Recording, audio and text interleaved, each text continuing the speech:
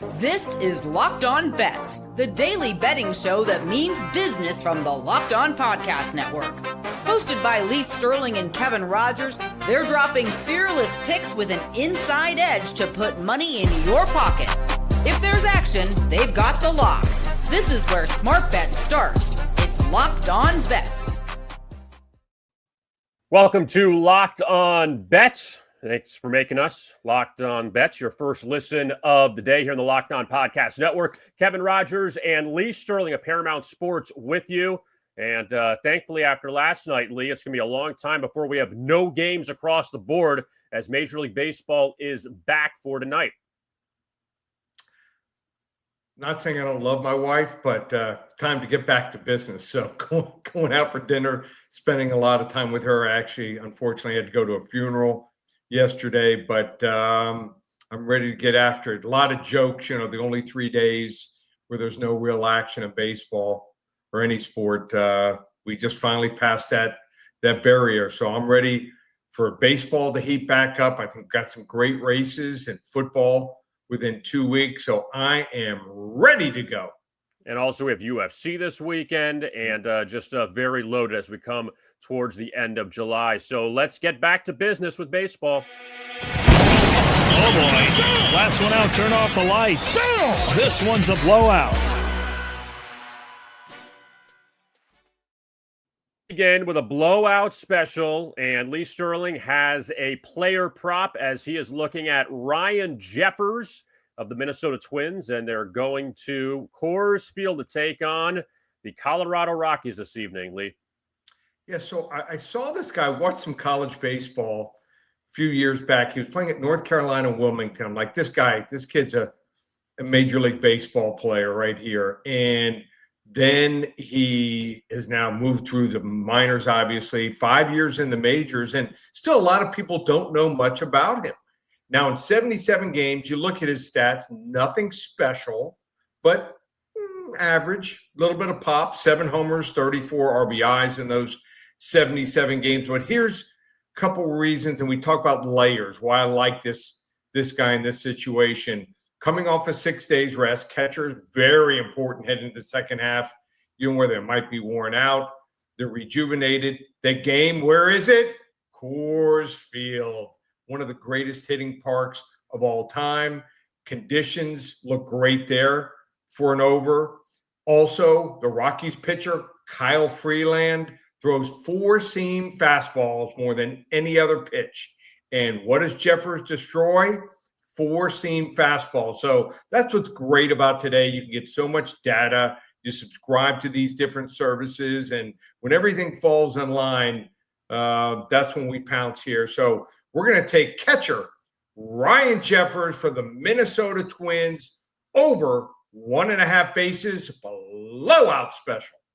Yeah, you can never feel uncomfortable when someone is playing at Coors Field. So hopefully that's the case tonight. The Rockies have been shaky. Well, shaky is a compliment. Have been awful this season. So we'll see if Jeffers can keep that up. We actually have some more baseball picks coming up. Also, South Carolina we'll look at and their win total for the season. But I want to bring this up to you, Lee, as we're going to call this an unofficial play because right now we're 2-2-1 on the week. So win or loss, we're not going to count this next play. But I wanted to bring this up to everyone's attention. So I know that I have been like the WNBA expert, could be a little bit of a loose term, but the WNBA person here on Locked On Bets. And we've had a good week winning 2 of 3 bets. We won with the Sparks back on Wednesday. Now, the All-Star game is coming up this weekend in Indianapolis, Saturday night. And the big news is that Caitlin Clark is not going to play because she's injured. And it's not really that big of a shock. She got hurt against Connecticut a few nights ago, didn't play against New York. And it's unfortunate for the league because they were in Indianapolis. They're going to showcase her in the three-point shootout and also in the game. She has her own team, and she's not going to play. With all that being said, the line moved to Neficia Collier of the Lynx. Her team is now a 5-point favorite over Team Clark.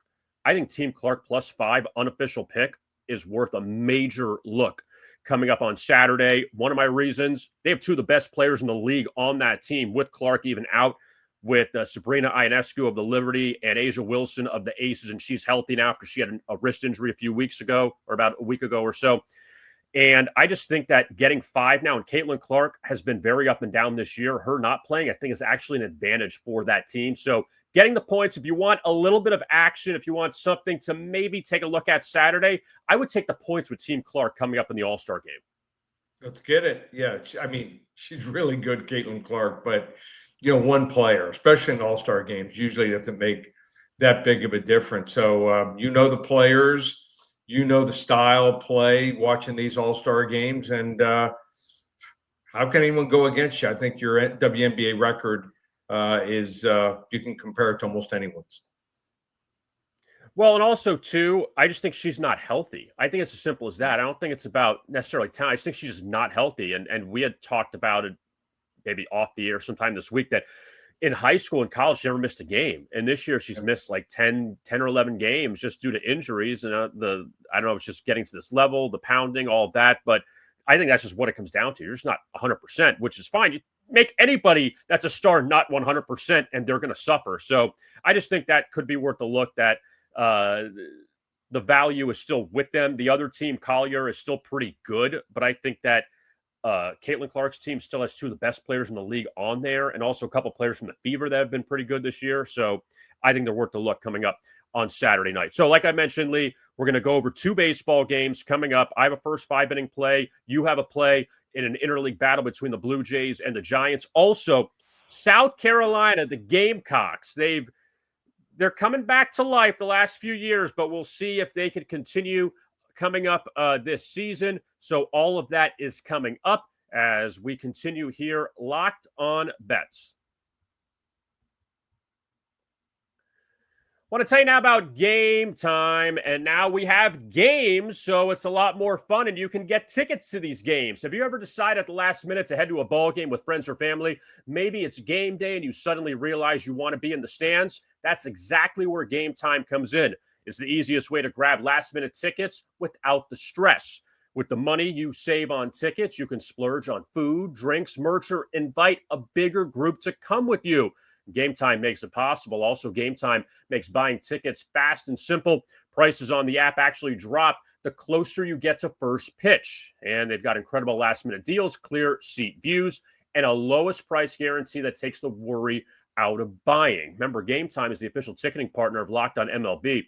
So this is a great time if you want to see a baseball game wherever you're listening. You're in Chicago this weekend for the Red Sox and the Cubs. You can check out Gametime for tickets at Wrigley Field. Also, depending on where you go, a lot of interleague games this weekend, and you can maybe go out west. You have the Astros and the Mariners in Seattle, a big American League West showdown there. So a lot of big games all over Major League Baseball. And then, of course, when things change to the NFL and the college football coming up in the fall, you can check out Gametime. Take the guesswork out of buying tickets with Gametime. Download the Gametime app, create an account, and use Locked On for $20 off your first purchase. Terms apply. Again, create an account and redeem code LOCKEDON for $20 off. Download the Gametime app today. Last minute tickets, lowest price guaranteed.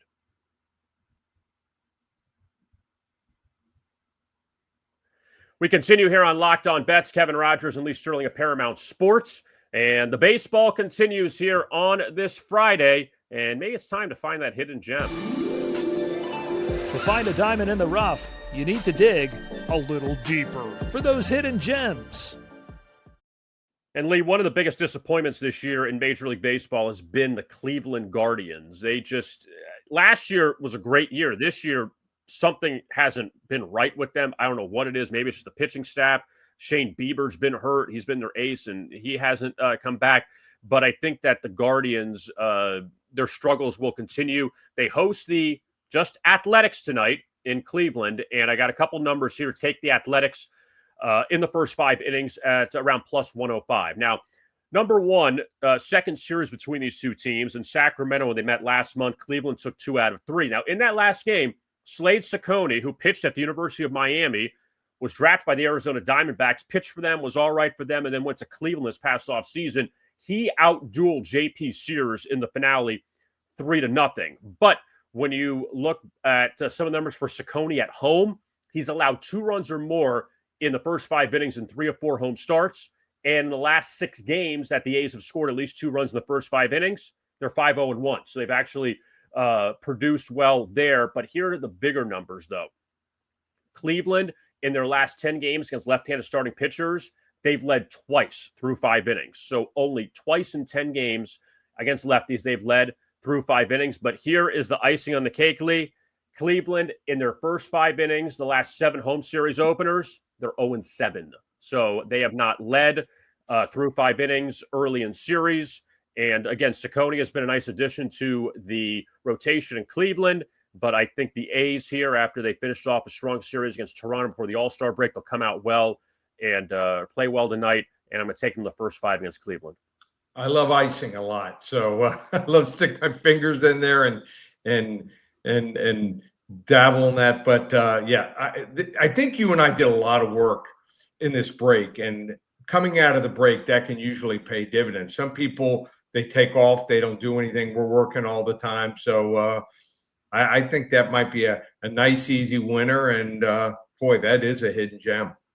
It is, and we'll see if the A's can play a little better here in the second half than the first half, but also Cleveland. I just think they packed it in. It's just been a horrible first half for them. So let's now go to a second Major League play. Oh, boy. Last one out, turn off the lights. This one's a blowout. Interleague action north of the border, the Giants and the Blue Jays in Toronto. And like I mentioned, Toronto ended up the first half a little bit of a down note, losing twice to the Athletics. Now back at home, they had that big series against the Yankees before the break. They're atop the AL East. They welcome in San Francisco. And Justin Verlander on the mound. And Verlander has been, let's just say, a disappointment to say the least for the Giants after signing with them in the offseason. He takes the mound tonight. So with all that being said, Lee, who do you like between the Jays and the Giants? All right, so it's not any secret. If you've been listening to our podcasts, I've been on the Blue Jays a lot and also a bunch of their hitters. So it's been one of my go-tos in recent months. And when I take the team, I usually take them when the bullpen is healthy. This has been their historical weakness. If you know the team, you know the hitters. They've got some pretty good starting pitchers from time to time. But now they finally have a closer, Jeff Hoffman, 6-2 with 22 saves. And you're saying, okay, but I'm a little worried about the 7th and the 8th inning. Well, they might have the best duo in baseball in Brendan Little, 4-1 with a 2.03 ERA with 65 KOs in just 44 innings and only 1 home run allowed. Or how about Braden Fisher? Yeah, how about this guy? 3-0 with a 2.22 ERA, only 2 home runs allowed all season. So this is probably the best bullpen, but you got to take them when they're healthy. If they're used up, they play back-to-back games where you got guys going the 7th, 8th, and 9th inning. And as we know, we don't see, teams use pitchers too often more than an inning. Then they have trouble because they don't have that depth. But those 3 guys are special. They got one of their best pitchers going, Chris Bassett. I think he can get them to the 7th inning. He's their workhorse, and 9-4 on the season. On the other side, you mentioned on the hill, Justin Verlander, 0-7 the last 15 starts, an ERA of 4.99 away from pitcher-friendly Oracle Park, and not just the ERA and the 1 loss. On the road, he is walking more guys and striking out less guys. He plays just much better, pitches much better at home. So I think San Francisco here is going to fall out of the playoff hunt. They're 52-45 without that pitching depth. And the Blue Jays, 32-16 at home in the friendly confines. I'm going to take the Blue Jays, team that I've been riding, might keep riding them here for a few more weeks. Toronto Blue Jays, money line, -135, blowout special. Number 2 on a Friday. We did it, I think, last week. We had 2 blowouts. Let's finish the week here with another 2 blowout wins. And it feels like, Lee, with San Francisco, that if it's not Logan Webb or Robbie Ray on the mound, it's just hard to trust them. It really is. And with the way Verlander's a Hall of Famer, and he's won the MVP. He's won the Cy Young. He's had great years in Detroit. And even in Houston, it just feels like it's just father time. That's just all it is with Justin Verlander. That it's just all caught up to him at this point. Maybe time to just be a father, hang him up. So that's the toughest thing with great players, is to know when to hang it up. Few guys have been able to do it and walk away at the right time, but it seems like he's just hanging on and collecting a paycheck, or I don't know what it is, but he's just same velocity is not there, location. Used to have even more movement on his ball, but you get into your 40s and you're pitching, unless you're Nolan Ryan, you're on father time. Yeah, and again, very excited that the baseball is back for the weekend. Well, now, it's back for good, but at least now it's back to begin this weekend. A lot of good matchups, a lot of good interleague matchups as well. So we will be having our baseball plays for the next few months before football kicks into gear. And with all that being said, coming up, we will look at the South Carolina Gamecocks and Shane Beamer's team. 9 wins last year. We'll see if they can keep that up in the very tough SEC. So all of that is straight ahead. You're listening to Locked On Bets.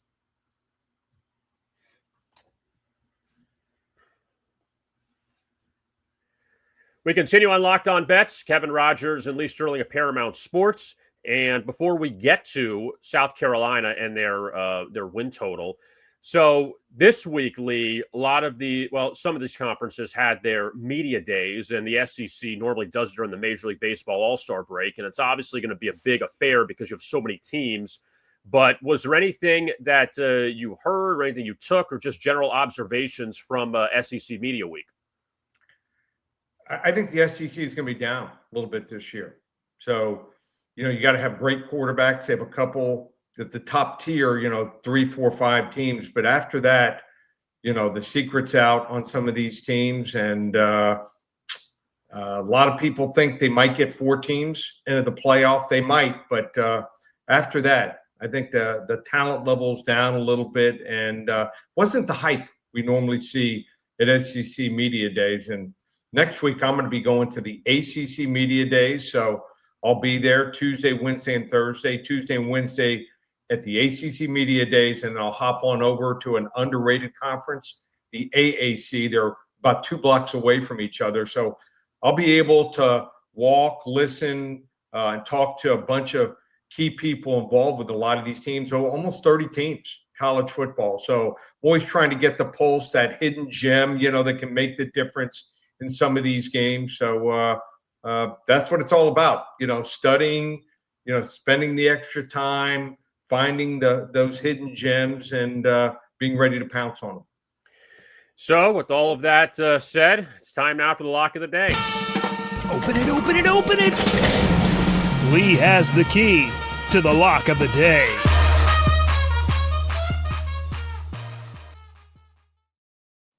South Carolina Gamecocks and Shane Beamer now, in a sense, planting his flag at South Carolina. And it's taken a few years to kind of get some consistency there, but he's done it. And coming off a 9-win season, Lee, what do you see with the Gamecocks this season?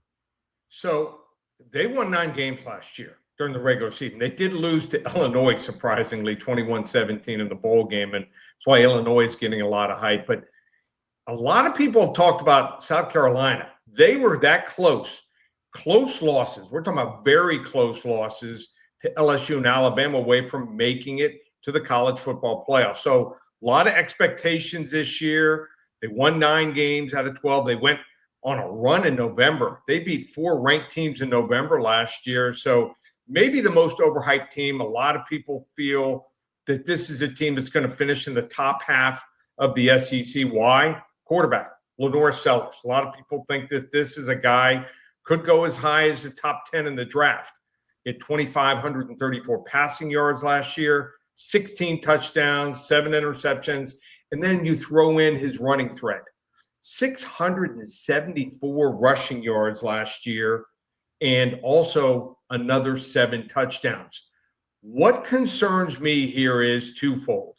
Their accuracy, as far as Norris, he does run and make some plays, but also he's not a real accurate passer, and he was sacked. As great of a running threat as he is, the quarterback was sacked 41 times. Now, what they tried to do is get a couple transfer offensive line, and their offensive line was not real good last year, and they lost running back Raheem Sanders, who gained almost 900 yards, had 11 touchdowns.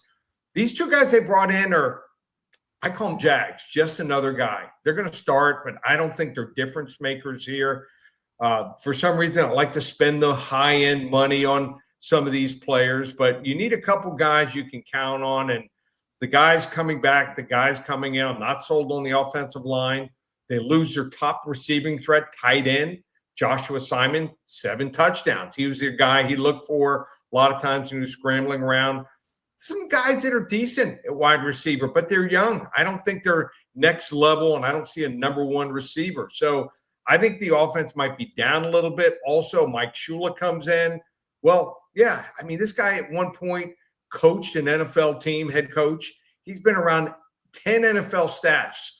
But what that tells me more than anything is just not good enough to take them to the next level. He wanted to get back in the game, and, that's great, but not around the college game a whole lot. So I have some question marks there on the offense. I think it's overrated. And the defense, they lost their top 5 tacklers. They only returned 4 starters, going to try to plug it in with a couple transfers, but nothing special. They were pretty good on the run last year, allowing just 3.2 yards per carry. And I like one of their defensive ends, Dylan Stewart. He had 6.5 sacks last year. But other than that, I don't see many playmakers on the defensive line. The whole linebacking staff's got to be, brand new and brought up to speed. And then on top of that, special teams. They ranked 74th in the country last year. A lot of people sleep on special teams. They brought in Joe DiCamillo. This guy's been around forever in the NFL. Good special teams coach, but new punter, new kicker, new returners, and then the schedule. Yeah. Early in the season, they played Vandy, Missouri, and Kentucky. They better win 2 out of 3 of those games to have a shot. Then the second half of the year, they got to go to LSU, got to play Oklahoma, Alabama, Ole Miss, and finish with Clemson. 7.5. A lot of people are playing them to win 8-9 games. I don't see it here. I'm going to go with a level 2 lock to end the week. I'm going under 7.5 wins for the overrated South Carolina Gamecocks and Lenora Sellers. And also, too, you got to remember with Clemson, with all the hype they're getting, they're not going to forget that loss to South Carolina last year either, going late in the season. So that's one. And look, like you mentioned, beating Texas A&M. But even so, Missouri, you were a 12-point favorite, won by 4. They beat Wofford at the end. They beat Vandy. I mean, I know Vandy beat Alabama last year. They beat Kentucky early in the season. But in reality, past Clemson, where was that big win for South Carolina last year? I mean, they beat teams. I just think they're one of these teams that are better when they're hunting as opposed to being the hunter when you got that bullseye on your back. And teams are going to be ready for them. Last year, when they did win those games in November, I just thought that people had forgotten about them. It's a little bit different. When you're preparing for like an Alabama, you're preparing for an LSU. Teams get up consistently. Now I think they're finally going to get up here to play South Carolina. Yeah, and they also avoid Georgia this year. They got Virginia Tech in the opener. Should be an interesting game there. I know we talked about Virginia Tech last week on the show, but should be very interesting with that matchup. And that's on a Sunday in Atlanta. So that's going to be a standalone game there between those two teams, which Shane Beamer's done a good job. Took over Will Muschamp, and Muschamp things kind of how about that opener? The rails. You just briefly touched on that. How tough is it going to be for Shane's father, who coached at Virginia Tech, and I think he was on the staff there also. Yeah, Beamer ball. Yeah, so you got two teams that are known. Virginia Tech for special teams. Shane Beamer obviously trying to carry that tradition along. Special teams might see a punt or 2 blocked, or maybe some trick plays. So that should be a fun game. I was going to say, if there's no punt blocks or punt returns for a touchdown, then it's just not really a Beamer game, if that's the case. No. That's the only way it qualifies. So looking forward to that with South Carolina, seeing what they do coming up this year. Also, if you want to check back for some of the shows earlier in the week, go to our Locked On Bets on YouTube as far as the UFC picks, because remember, we have UFC coming up Saturday. It still hasn't happened yet. So if you want to look back at those, Wednesday and Thursday, Lee had selections for UFC. Yeah, we love the card this week. So we rate our plays from 10 to 50 units, and we're 18-7 on our top 40 to 50 unit plays. First time ever, 5 years since we started selling USC picks, we have 3 of the 7 picks are 40 to 50 unit max wagers. So you want to hop on board, 7 selections there. It starts Saturday, 6 Eastern. We have the first fight. So, don't call me at like 7:30 and say I signed up and 2 of the selections have gone off. You got to get involved by 6 o'clock Eastern. As soon as you purchase them, a window pops open with all 7 selections. First time ever, 3 40 to 50 unit max wagers, just $57. You want to try baseball? A lot of people are jumping on that. You get 10 days leading up to the football starting, 10 days of selections in baseball and also prop plays. The combo pack, just $77. And then football. Football starting in less than 2 weeks. Had 30 winning seasons out of 31. We've been in business. No one else in the country can show those type of returns. That's just $1,997. One place, ParamountSports.com. And you could, again, find us on YouTube, Locked On Bets. Please like and subscribe to our videos. We appreciate it. And also you could find our podcast as well. You just want the audio version on your favorite platforms. And again, we've had a nice audience so far, continues to grow as we head towards football season in the fall. You could find Lee on X at Paramount Sports, find myself on X at Rogers Picks. And as always, we appreciate you tuning in. And Lee, I will say this, we got through the week. So now at least next week, we're, I don't say smooth sailing, but at least we got games we know guaranteed the rest of the way. So looking forward to that. And we'll talk to you again coming up on Monday. You've been listening to Locked On Bets right here on the Locked On Podcast Network.